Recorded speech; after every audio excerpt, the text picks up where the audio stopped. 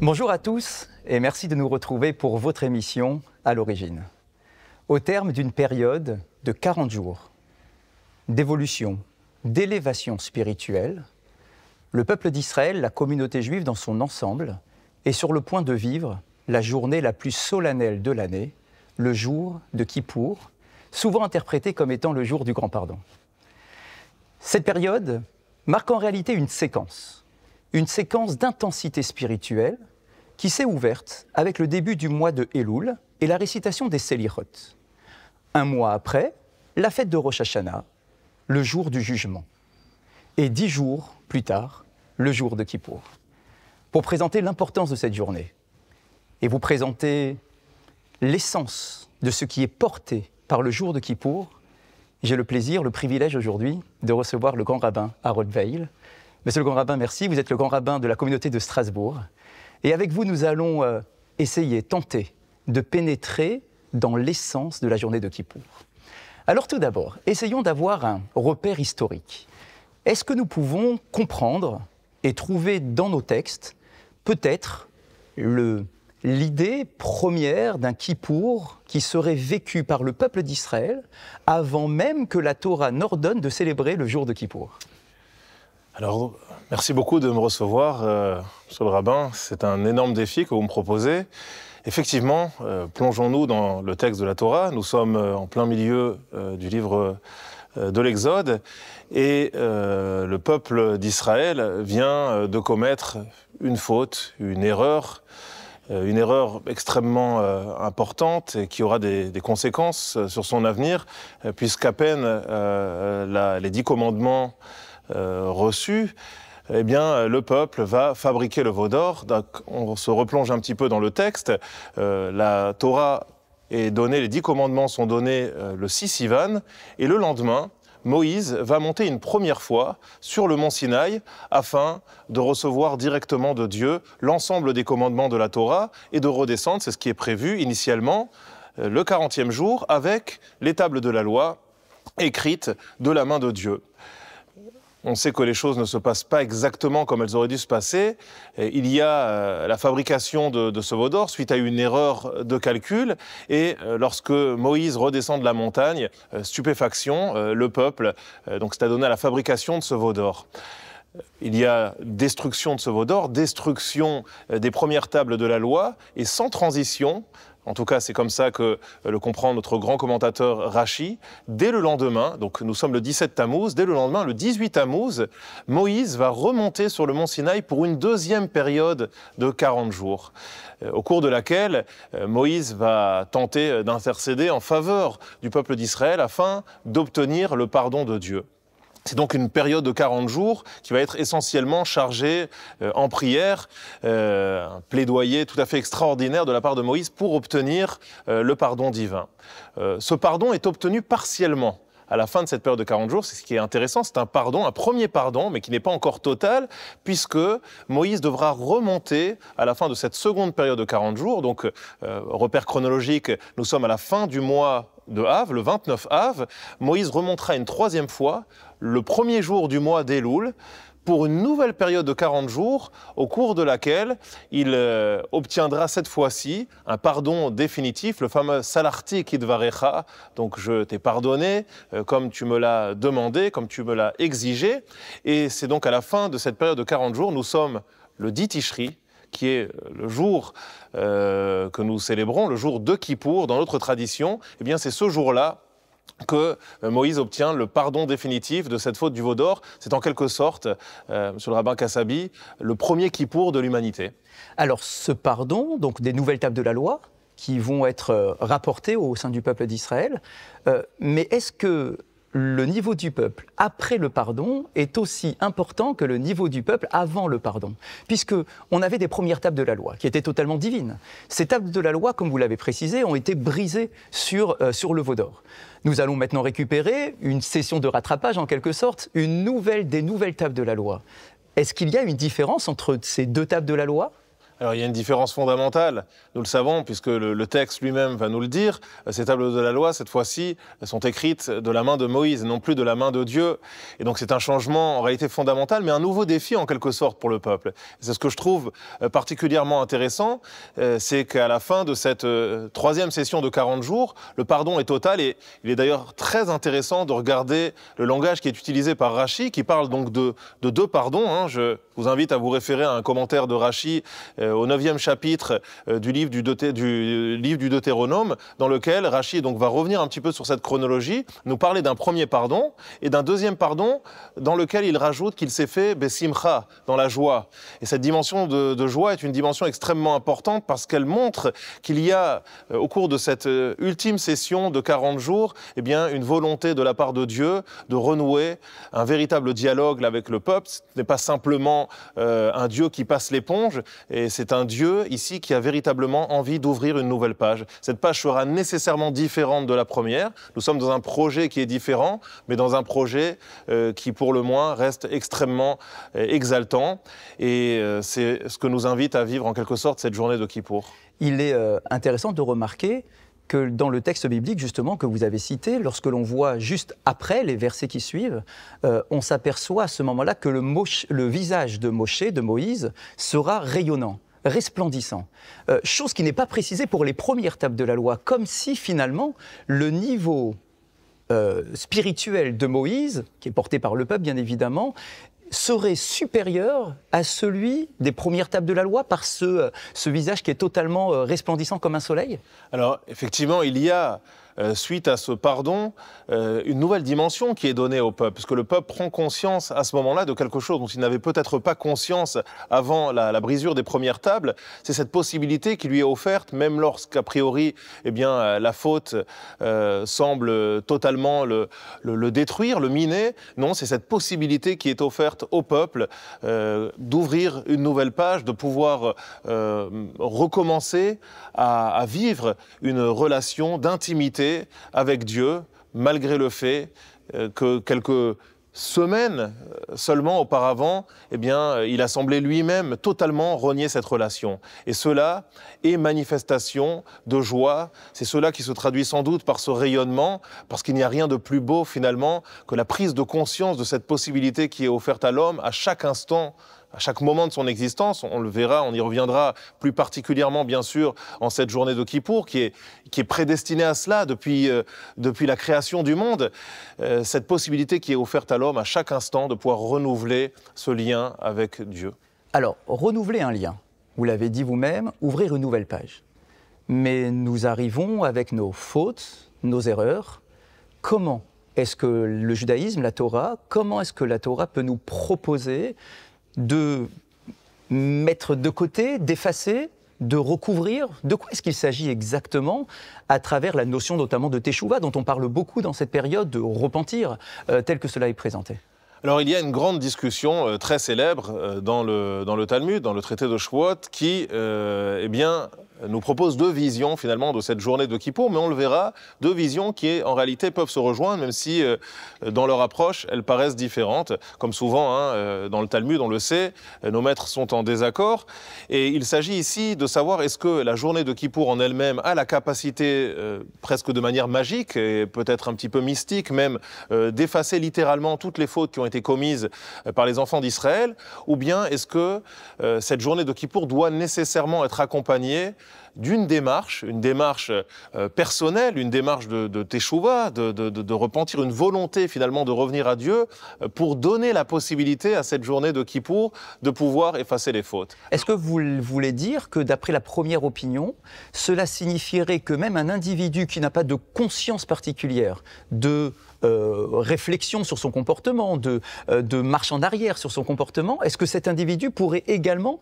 avoir le pardon pendant la journée de Kippour, simplement parce que c'est Kippour? Tout à fait, et c'est extrêmement difficile, je vous l'avoue, à comprendre, puisque la seule restriction qui a été mise par ce premier avis, qui est celui de Rabbi Yehuda, concerne une personne qui volontairement manifesterait son détachement du peuple d'Israël. Mais on ne parle pas de quelqu'un qui ne ferait pas de démarche positive de retour vers Dieu. Et donc, effectivement, en suivant votre raisonnement, eh bien, on entend à une lecture première en tout cas du texte, que d'après cet avis, eh bien, il serait possible de se faire pardonner de ses fautes.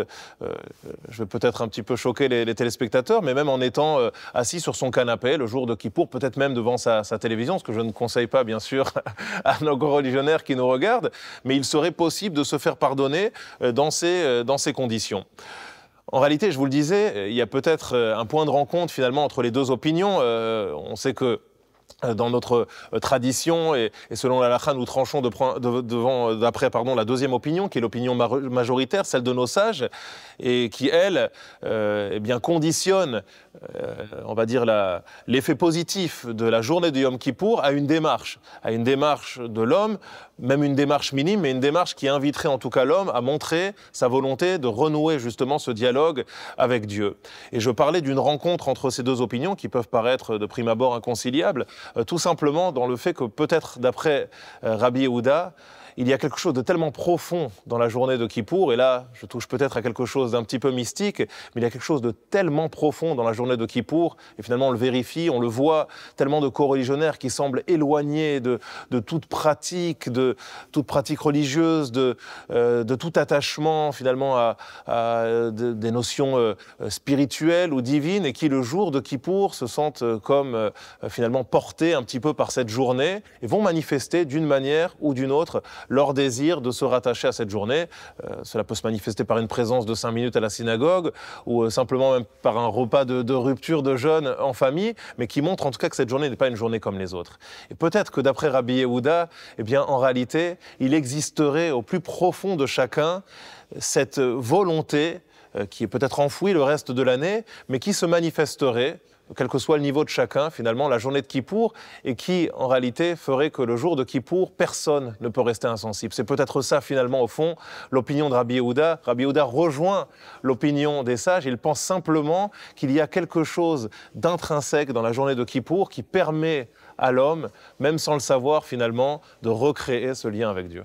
Dans le traité talmudique de Yoma, Rabbi Akiva enseigne « Ashrechem Israël ».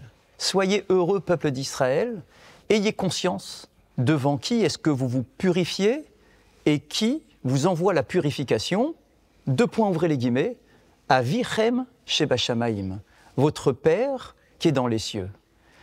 Est-ce que Dieu est considéré comme notre Père? Est-ce que nous sommes les enfants de Dieu? Est-ce que nous ne sommes pas plutôt des serviteurs vis-à-vis de Dieu plutôt que des enfants? Alors l'un n'empêche pas l'autre. Il y a dans la notion de paternité ici une volonté d'exprimer la proximité tout à fait extraordinaire qui est la nôtre.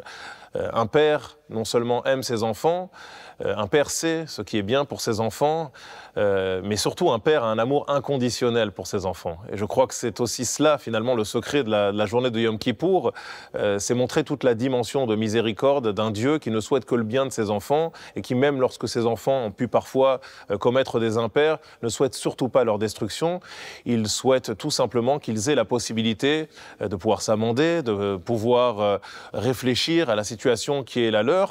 Et un père est en quelque sorte aussi un guide. Et je crois que dans cette notion de Avichem, et d'ailleurs nous récitons à plusieurs reprises aussi tout au long de la journée de Kippour le fameux Avinu Malkeinu, notre père, notre roi, mais en faisant précéder notre roi justement par la notion de Avinu ici, de notre père, qui montre à quel point c'est sur cette dimension que nous insistons durant la journée de Yom Kippour. Et c'est sans doute aussi pour cela que la journée de Yom Kippour, et je veux peut-être un petit peu casser les idées reçues, vous avez fait une très belle présentation de cette journée de Yom Kippour, et pas simplement, mais même des jours qui précèdent la journée de Yom Kippour. Vous avez parlé, mon cher rabbin, d'une période de 40 jours, durant laquelle nous nous préparons à cette journée de Kippour, 30 jours de récitation de Selichot, puis la fameuse journée de Rosh Hashanah, les 2 jours de Rosh Hashanah, jour du jugement, les 10 jours de pénitence qui nous conduisent donc à ce point ultime, ce point d'orgue qu'est la journée de Yom Kippour. Et on a l'habitude de traduire cette période par une traduction qui me déplaît profondément, qui est donc pour Yamim Noraim les jours austères. Les jours austères, donc, qui donnent l'impression un petit peu que, eh bien, durant ces jours-là, nous sommes portés uniquement par des sentiments un petit peu mortifères et des choses, en tout cas, qui conduiraient l'homme à a des sentiments un petit peu négatifs. Je m'inscris en porte-à-faux par rapport à cette traduction et par rapport à cette définition. D'ailleurs, la question se pose de savoir est-ce que Kippour, à l'instar des autres fêtes, est aussi une fête qui doit être imprégnée de simcha, de joie. On sait que la joie fait partie intrinsèque de toutes les fêtes. Elle est inhérente à chacune des fêtes juives. Est-ce qu'à Kippour aussi, on doit être joyeux? Alors, il y a un paradoxe énorme, parce qu'il y a certaines prières que nous ne récitons pas le jour de Kippour, comme le Hallel, par exemple, parce que justement, la journée peut-être ne s'y prête pas, elle est trop sérieuse pour qu'on y récite le Hallel.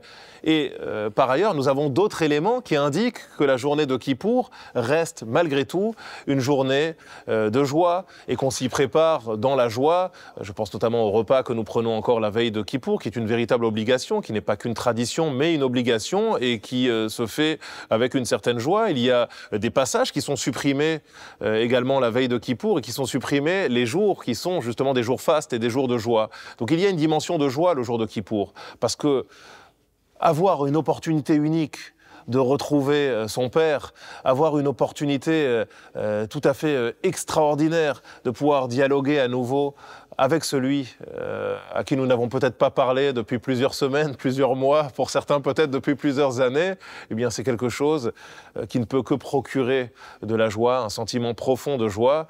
Et c'est cela aussi finalement la journée de Kippour, une journée à la fois solennelle, à la fois extrêmement sérieuse, une journée durant laquelle il faut prendre conscience des enjeux, et il faut prendre conscience de ce à quoi peut nous amener cette journée, mais une journée qui doit... En tout cas, c'est comme ça que j'essaye de la vivre et c'est comme ça que j'essaye de la partager avec mes fidèles, qui doit nous procurer aussi un sentiment de sérénité et de joie extrêmement profonde. Lorsque l'on imagine la journée de Kippour comme étant un aboutissement, un peu comme on l'a présenté tous les deux, avec le mois de Elul, Rosh Hashanah, les 10 jours de pénitence, le jour de Kippour, si on parle d'aboutissement, ça veut dire qu'on est dans un idéal. Cet idéal-là passe par une sorte d'ascétisme.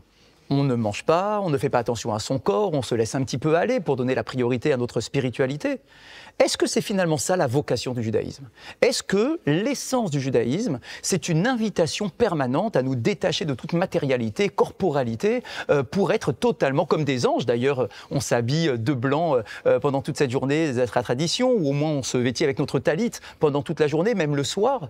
Est-ce que c'est ça la vocation du judaïsme, d'être totalement détaché de toute matérialité? Alors pour répondre à votre question, je dois peut-être commencer par m'inscrire en porte-à-faux par rapport à cette notion d'aboutissement que vous avez souligné, comme si Kippour serait en quelque sorte l'aboutissement d'une période de 40 jours. Et c'est vrai. Lorsqu'on lit le texte, effectivement, nous avons d'abord les fêtes de Rosh Hashanah, puis les fêtes de Kippour, même si les 30 premiers jours, qui sont des jours de Slichot, ne sont pas inscrits dans le texte biblique, il reste pour le moins une tradition très ancrée, notamment chez nos frères de tradition séfarade. Pour les Ashkenazim, qui ont un peu moins de fautes à se faire pardonner, c'est connu, on commence l'arrestation des Slichot un peu plus tard, mais est-ce que Kippour est réellement l'aboutissement de cette période de fête? Si on regarde un petit peu plus loin dans le texte, nous savons qu'après Kippour, juste après Kippour, nous avons les fêtes de Sukkot. Et la fête de Sukkot qui se termine par la fête de Shmini Atzeret, la fête de Simchat Torah, qui est la fête, une des fêtes les plus joyeuses du calendrier juif, celle durant laquelle nous allons sortir tous les rouleaux de la Torah de l'arche pour se réjouir, achever la lecture de la Torah et se réjouir du don de la Torah. Est-ce que ça ne serait pas finalement Sukkot, l'aboutissement de cette période? Et donc on serait dans quelque chose finalement de complètement différent, puisque Kippour ne serait qu'une étape finalement sur le chemin qui nous mène à la fête de Sukkot, une étape indispensable, parce qu'on ne peut pas se présenter devant Dieu durant cette fête de Sukkot, nous ne pouvons pas nous présenter dans ces cabanes précaires qui sont la manifestation de cette relation retrouvée avec Dieu. Il y a une intimité incroyable, nous sortons de chez nous pour être invités directement dans la maison de Dieu. Et pour cela, eh bien, il faut être capable de se présenter, j'ai envie de dire, de manière un petit peu immaculée, et en tout cas avec la volonté d'un dialogue qui puisse eh bien, nous proposer des perspectives intéressantes. Et donc cette journée de Kippour, certes, elle est nécessaire, mais au fond, elle n'est peut-être pas un aboutissement. Et l'aboutissement serait plutôt cette fête de Sukkot, alors qui a une position un peu particulière dans notre calendrier juif, puisque Sukkot est à la fois l'aboutissement de ces 3 fêtes que sont Rosh Hashanah, Yom Kippour et Sukkot, mais elle est également l'aboutissement des 3 fêtes de pèlerinage que sont Pessah, Shavuot et Sukkot. Donc nous avons en fait 2 triptyques ici qui s'enchevêtrent mais de manière très harmonieuse, et Sukkot, eh bien, tout en étant l'aboutissement des fêtes de pèlerinage, est également l'aboutissement d'une période qui est loin d'être austère, au contraire qui se termine dans la joie et qui se termine, et finalement c'est peut-être ça l'objectif du peuple juif, non pas dans une journée durant laquelle on va s'abstenir de boire, de manger, d'avoir des rapports intimes, de porter des chaussures en cuir ou même de se laver, mais une journée, au contraire, durant laquelle eh bien, nous allons prendre un bon repas, nous allons nous réjouir de manière tout à fait différente, loin justement de cette notion d'ascétisme qui même, je le dis, c'est toujours un équilibre extrêmement subtil, même si elle s'avère nécessaire parfois dans la vie de l'homme, eh bien, reste à utiliser avec énormément de précautions. J'ai envie de dire, c'est un petit peu de la dynamite, hein. Il faut savoir doser, il faut savoir quand cela est nécessaire. Ça peut être nécessaire dans la vie d'un individu. Je me permets vraiment, en quelques secondes, de faire allusion à un autre passage biblique extrêmement important dans la Sidra de Nassau, qui est celui du Naziréat. Les lois donc, qui concernent le Naziréat. Le Naziréat est une personne qui aurait décidé de se détacher de certains plaisirs matériels, comme notamment la consommation du produit de la vigne, l'interdiction de se couper les cheveux et l'interdiction également de se rendre impur par le contact avec un mort. Il y a une très grosse ambiguïté, même dans le regard que portent nos sages par rapport à cette démarche, qui est une démarche, certes, qui est inscrite dans la Torah, donc qui est proposée à l'individu, qui fait de l'individu quelqu'un qui sera appelé de manière assez paradoxale par la Torah Kadosh, donc un homme saint, un homme qui est dans une démarche a priori très positive, qui serait même de par sa capacité à s'élever un petit peu du peuple, eh bien, considéré comme un modèle, mais qui à la fois, parmi les sacrifices qu'il devra apporter à l'issue de cette période de Naziréa, devra apporter un sacrifice de khatat. C'est un sacrifice expiatoire. Et dans le sacrifice expiatoire, eh bien, il y a une allusion claire ici à une certaine forme de faute finalement. Et cette faute, c'est peut-être l'incapacité qu'a eue cette personne à retrouver le chemin du dialogue autrement que par la nécessité de s'abstenir de certains plaisirs qui sont normalement autorisés. Donc, vous voyez, il y a vraiment un équilibre à trouver par la Torah.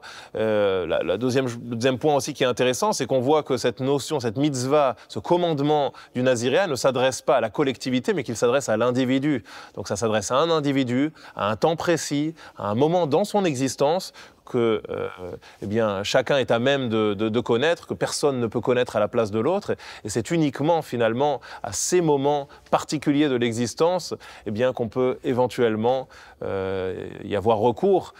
Sinon, ce n'est absolument pas un modèle.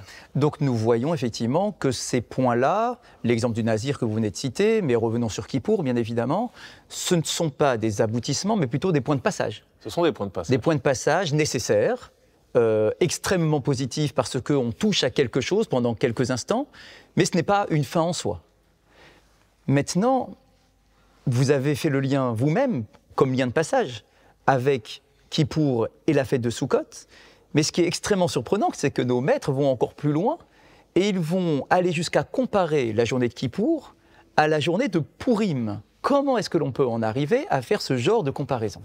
Alors effectivement, c'est une comparaison assez amusante. Hein. Yom à Kippourim, Kippourim, nous jouons avec les mots, bien sûr, puisque la journée de Kippour dans la Torah s'appelle Kippourim, et que le Kaf, la première lettre, justement, suggère ici la comparaison entre Pourim et la fête de Yom Kippour. Il y a énormément d'explications qui ont été données. Bien sûr, nous n'avons pas le temps de toutes les passer en revue, mais il y a sans doute la volonté ici de rappeler qu'au travers de cette fête de Pourim, qui est l'inverse, a priori, de cette fête de Yom Kippour, et d'ailleurs qui en est très éloigné, même au niveau du calendrier, puisque Kippour se trouve vraiment au pôle extrême de la fête de Kippour sur notre calendrier. Eh bien, la volonté de dire qu'au travers de cette fête de Pourim, où justement, eh bien, nous avons l'obligation, cette fois-ci, de consommer un repas important, un repas arrosé, que nous nous abandonnons quelque peu finalement à la joie, eh bien, le fait de retrouver retrouver Dieu dans ces conditions-là est quelque chose, un défi qui est à la fois plus exaltant, mais peut-être beaucoup plus complexe que celui de Kippour. Et qu'au fond, c'est peut-être cela, finalement, le véritable défi de l'existence. Pour un juif, comment réussir à parfaire sa relation avec Dieu sans avoir recours à des situations un petit peu extrêmes. Et faire cette suggestion finalement entre les deux, c'est bien sûr quelque chose de très très osé, mais c'est vouloir nous dire qu'il y a des mécanismes qui sont extrêmement semblables finalement dans ces deux journées, bien que très très différentes, qui visent au fond un rapprochement absolu avec Dieu, avec Akadosh Baruch Hu, mais avec tout simplement des moyens qui sont un petit peu différents. La deuxième idée que l'on peut exprimer, qui nous ramène directement peut-être à une deuxième partie de la journée de Yom Kippour, c'est la notion du destin, c'est la notion du Goral, la notion du sort qui est bien sûr extrêmement présente durant la journée de Purim, puisque nous le savons, Haman a cherché à sceller en quelque sorte le sort du peuple juif en tirant au sort et en ayant l'impression, au travers du résultat de ce tirage au sort, que le ciel était avec lui, un tirage au sort qui est extrêmement présent durant cette journée de Kippour, puisque historiquement, durant la journée de Kippour, et bien sûr ça s'est prolongé durant toute l'existence du temple de Jérusalem, du premier temple et du second temple, lorsque le grand prêtre faisait son service, il y avait au cœur de cette journée de Kippour un moment extrêmement important qui était celui du tirage au sort des deux boucs. Quel bouc allait être sacrifié et dont le sang allait être versé dans l'endroit le plus saint du temple, le saint des saints, et quel bouc allait connaître un sort totalement différent, être renvoyé dans le désert pour être jeté du haut d'une falaise et servir de bouc expiatoire. Donc ce tirage au sort est également très important durant la journée de Kippour. Il était déterminant même par rapport à cette journée de Kippour, et c'est également un petit peu une allusion finalement à cette mise en perspective de ces deux sorts qui rapprochent ces deux fêtes. Alors justement, nous allons, à travers ce que vous venez de dire, si vous me permettez de rebondir sur vos propos, dans cette dimension de teshuva et de redéfinition de ce que nous sommes. Est-ce que cela nous invite aussi à réfléchir, à porter un regard sur le déterminisme ou le libre arbitre de l'individu? Est-ce que nous ne sommes pas finalement, pour différentes raisons, biologiques, sociétales, est-ce que nous ne sommes pas enfermés dans notre situation? Est-ce que nous avons véritablement la possibilité de modifier, de changer, de sortir de notre condition pour devenir un être nouveau à partir de la journée de Kippour? Alors vous posez là, je pense, la question de Yom Kippour, et peut-être une des questions les plus importantes et sans doute les plus intéressantes même du judaïsme. Cette question a été abordée par nos plus grands maîtres et j'aimerais peut-être l'aborder au travers du regard d'un de mes maîtres favoris, qui est le Rav Shimshon Raphaël Hirsch, qui nous propose un commentaire absolument magistral sur les deux boucs, justement, dont on vient de parler, à propos de la question qui est la vôtre, celle de l'opposition entre le déterminisme et le libre arbitre, cette tension perpétuelle qui existe et qui est palpable durant cette journée de Kippour. Ce commentaire extrêmement long du Rav Shimshon Raphaël Hirsch lui permet de développer l'idée d'après laquelle, en se référant à notre tradition rabbinique, et donc notamment la Mishnah, donc, qui est l'enseignement oral qui nous indique quelles étaient les caractéristiques de ces deux boucs. Ces deux boucs devaient être absolument identiques. Ils devaient être identiques de par leur aspect, donc même couleur de poil, identiques de par leur taille, identiques également de par leur valeur. Il fallait les acheter en même temps, donc il y avait un certain nombre de conditions à remplir, et qui étaient des conditions qui étaient absolument sine qua non. Et justement, c'est au travers de ces conditions que le Rav Shimshon Raphaël Hirsch veut apporter la preuve que l'homme n'est absolument pas conditionné dans le rapport qu'il va entretenir avec Dieu et les choix qu'il va être amené à faire dans sa vie, le choix de plutôt rentrer dans le Saint des Saints ou de plutôt tourner le dos au temple pour aller sacrifier sa vie en quelque sorte dans le désert du haut d'une falaise sans s'en rendre compte. D'ailleurs, c'est très intéressant puisqu'on le jetait en arrière. Donc l'homme parfois finalement par sa prise de position et par les choix qui sont les siens fait des choix qui n'en sont pas et il ne se rend pas compte qu'en réalité eh bien ces choix l'amènent directement en haut de la falaise. Il ne s'en rend pas compte jusqu'au dernier moment parce que tout simplement il est incapable de se tourner dans la bonne direction, celle qui lui permettrait de faire les bons choix. Et donc j'en reviens au Rav Shimshon Raphaël Hirsch qui explique que justement au travers de ces deux bouts qui étaient absolument identiques et qui pourtant vont connaître des sorts différents, il y a ici la volonté de la Torah de nous montrer que ni la condition sociale d'un individu, ni sa richesse, ni son intelligence, ni même des conditions ou des critères esthétiques, hein, la beauté d'un individu qui pourrait... il y a des études d'ailleurs qui ont été faites à ce sujet pour savoir est-ce que dans un entretien d'embauche, par exemple, un individu qui est plus souriant ou qui a des dispositions, on va dire, physiques peut-être un peu plus avantageuses qu'un autre serait pris. C'est peut-être vrai dans la relation entre les hommes, mais pas dans la relation qui nous unit à Dieu. Et nos choix, eh bien, nos choix nous appartiennent. Et il est extrêmement intéressant aussi de regarder que dans le commentaire du Rav Shimshon Raphaël Hirsch, il dit quelque chose de très très beau. Il dit que c'est justement parce qu'on a la possibilité de pouvoir choisir de se tourner vers la falaise que, eh bien, la possibilité que nous avons de nous tourner plutôt vers le Saint des Saints et de pénétrer à l'intérieur du Saint des Saints, eh bien, prend son sens finalement. Ce choix-là, cette possibilité-là de renouer ce dialogue avec Dieu n'existerait pas si nous n'avions pas par ailleurs la possibilité de prendre une décision qui est tout à fait différente. Et je trouve ça vraiment extrêmement beau, extrêmement profond.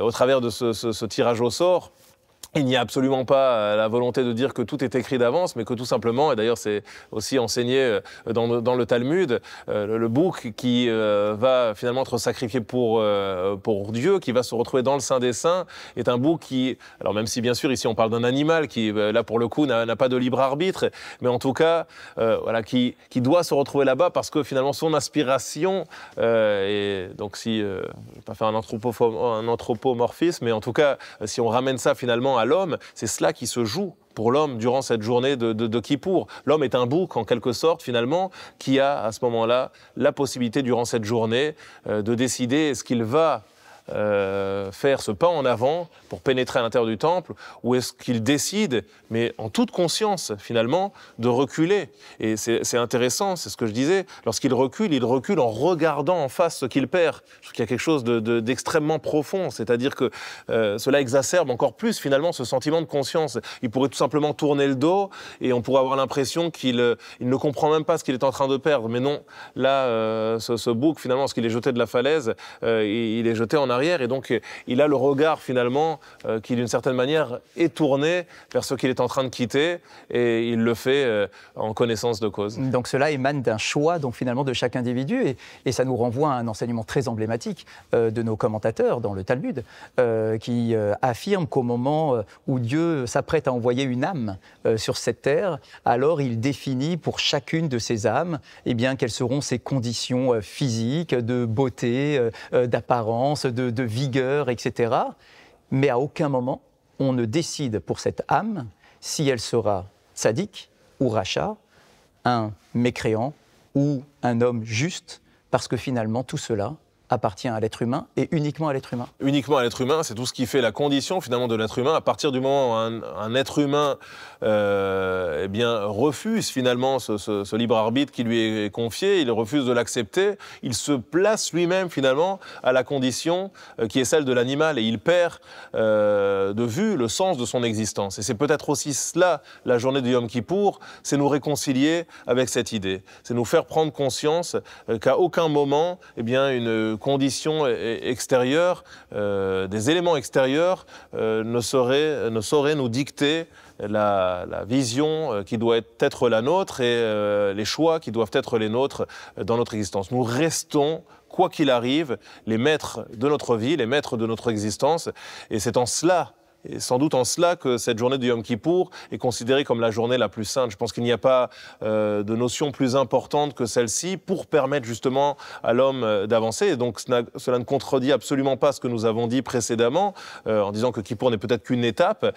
Pour autant, Kippour reste une journée importante et sans doute la plus importante parce que sans cette prise de conscience, eh bien, il n'est pas possible d'aller plus loin. Le Kippour que nous vivons actuellement semble très différent du Kippour de l'époque du Temple de Jérusalem. Aujourd'hui, pour nous, Kippour, c'est une journée de prière à la synagogue, du matin au soir, avec à peine quelques moments de pause, dans nos livres de prière, en train de réciter toutes sortes de téphilotes, de louanges et de prises de conscience.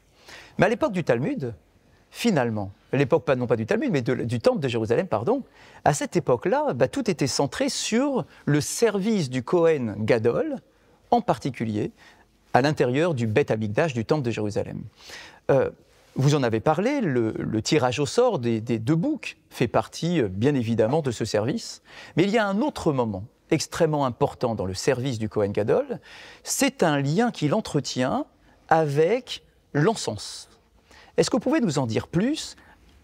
Qu'est-ce que cela représente exactement? Et pourquoi est-ce qu'il faut nécessairement à Kippour allumer cet encens et pénétrer à l'intérieur du Saint des Saints avec cet encens? Alors, ce qui est intéressant au travers de cet encens, nous en avons vu la composition dans la Sidra de Kitissa, c'est qu'elle était composée, nous le savons, de 11 éléments, et 11 éléments très différents les uns des autres, puisque, je vous le rappelle, un de ces éléments n'avait en lui-même pas une odeur forcément très agréable, mais qu'il était pour autant absolument indispensable à la fabrication de cet encens, et donc sans sa présence, eh bien, impossibilité tout simplement d'exercer ce service.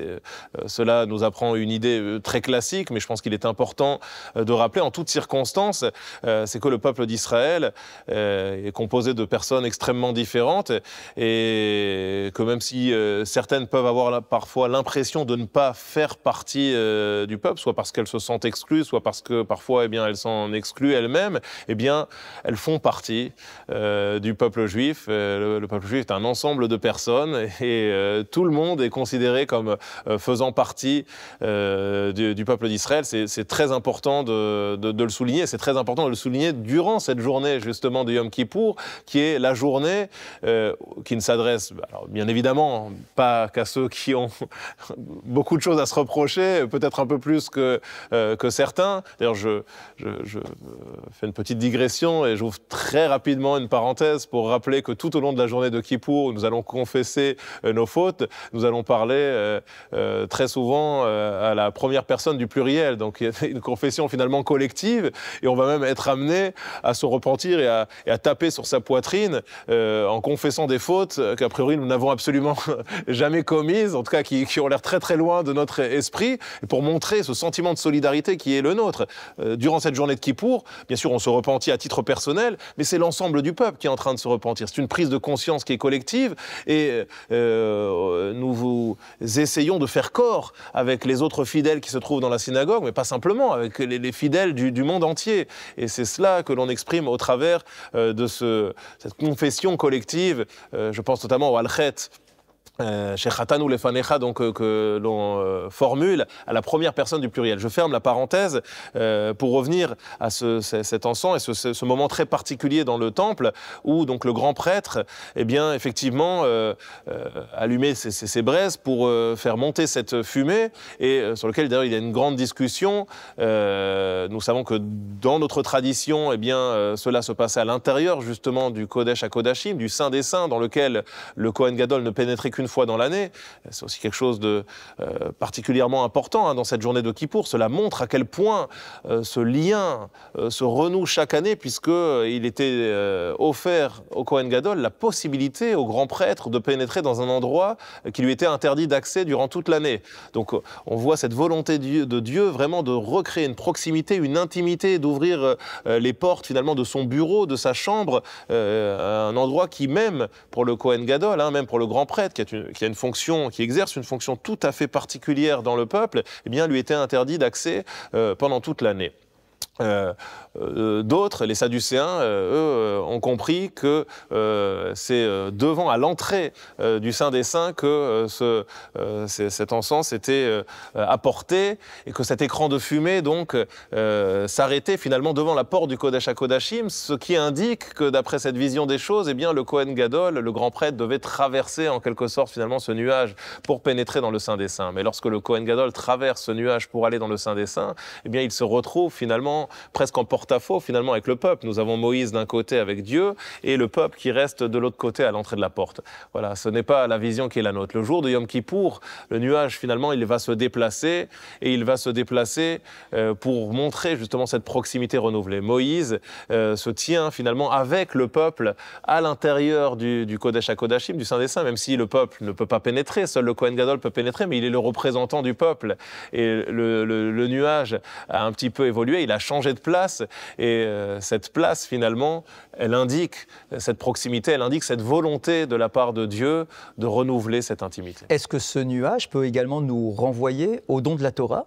Lorsque l'on cite dans la Torah, le texte biblique, où on voit qu'au moment où Dieu se révèle sur le mont Sinaï, eh bien, il y a une sorte de nuage, de fumée qui entoure la montagne. Est-ce qu'on retrouve cette même perception-là pendant Kippour ? Bien évidemment, on retrouve cette même perception-là pendant Kippour, c'est tout à fait juste.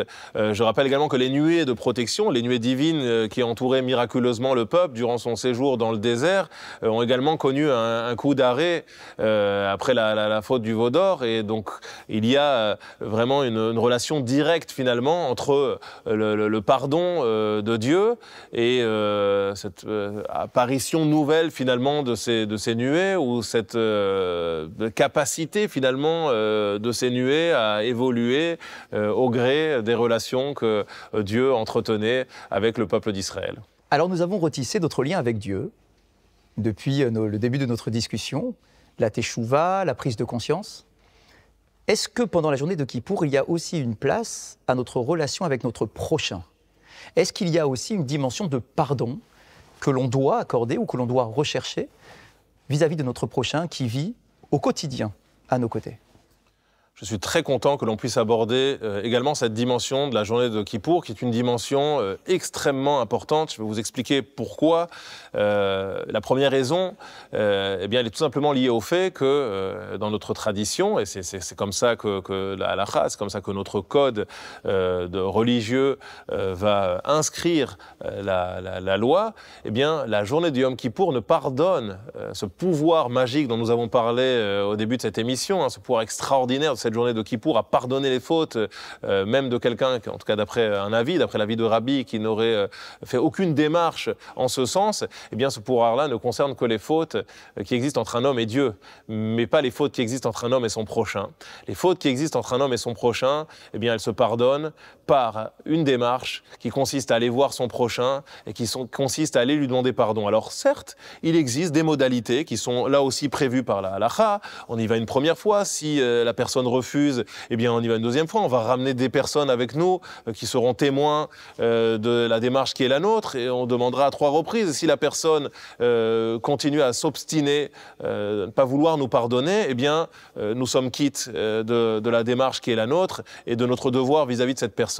Mais il est intéressant que, un petit peu comme finalement un garde-fou, eh bien, la Torah nous invite, dans notre relation avec notre prochain, durant cette journée de Yom Kippour, à, en quelque sorte, garder un petit peu encore les pieds sur terre. C'est intéressant, finalement, on s'élève durant cette journée de Kippour, mais dans la relation avec son prochain, il faut garder les pieds sur terre. Et je parlais de garde-fou parce que c'est peut-être ce qui peut nous protéger de certains écueils, et notamment cette idée qui nous amènerait à penser que, au fond, si la journée de Kippour a ce pouvoir magique de tout pardonner, il n'y a plus d'effort qui est nécessaire de la part de l'individu. Non, vis-à-vis de son prochain, cet effort reste nécessaire, et je crois qu'il ne faut pas perdre de vue que la relation que nous entretenons quotidiennement avec notre prochain n'est en réalité qu'une vitrine de la relation que nous entretenons avec Dieu, et nous nous entraînons quotidiennement dans la relation qui est la nôtre avec autrui à parfaire notre relation avec Dieu.